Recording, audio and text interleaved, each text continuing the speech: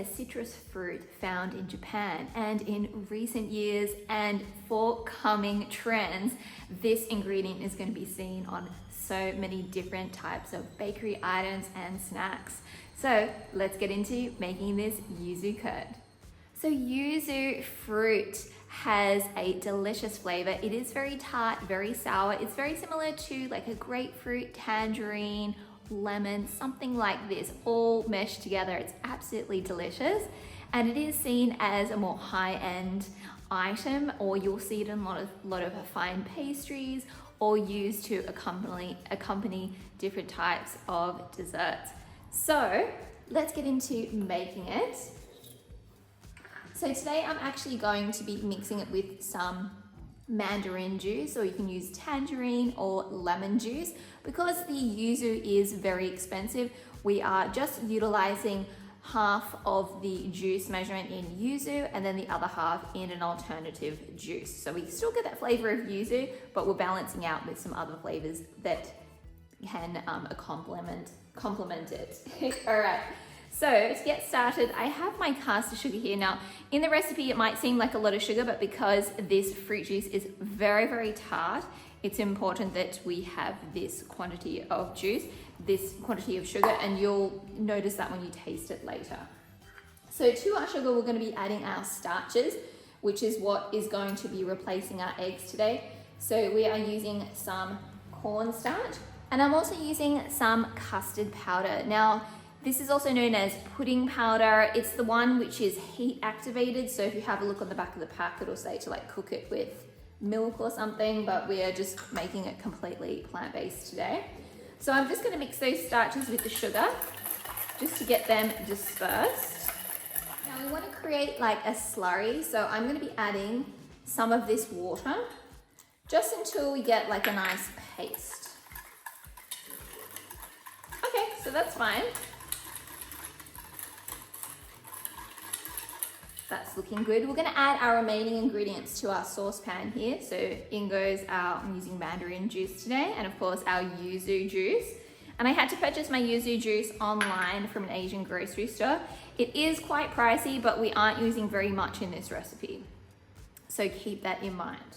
And we're also adding a little bit of coconut cream for some fat and some richness. Now we're going to get our heat on, and we just want to get it to this smoke point. Okay, so it's at 80 degrees Celsius now. I'm going to pour this into my starch and sugar mixture. Probably like half of it,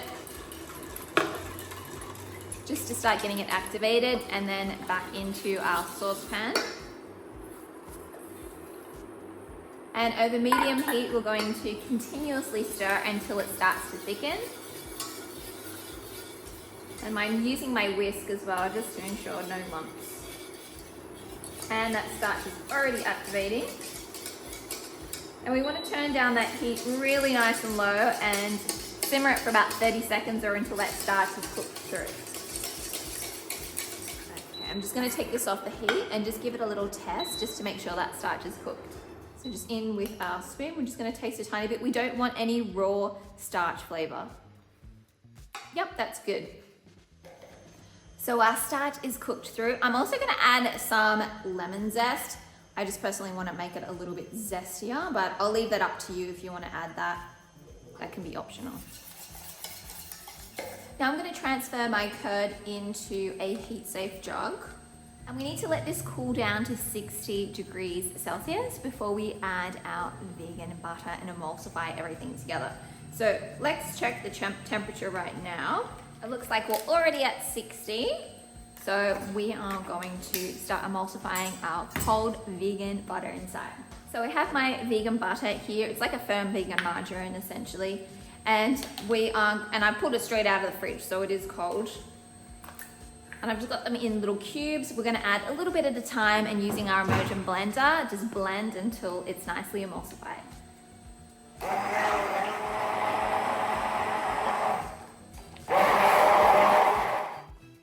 I'm just gonna transfer my curd to a smaller bowl. Cover to contact with some cling wrap and set that in the fridge until we're ready to use. So I have my Yuzu Curd and it's already been sitting in the fridge. I took it out about an hour ago just to kind of make it at room temperature so it's not too cold. And we're going to just whip this until it's nice and smooth and pop it in a piping bag. Those starches overnight would have coagulated, so it is kind of jelly-like at the moment, but we want to get it nice and smooth to be able to pipe into our tarts.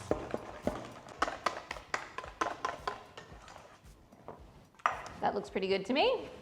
And into a piping bag. I'm not putting a tip on it or anything. Once you whip that curd, you'll notice that the texture will change a little bit. But don't worry, as we put it into our tarts, it will set again. And our curd is ready to use.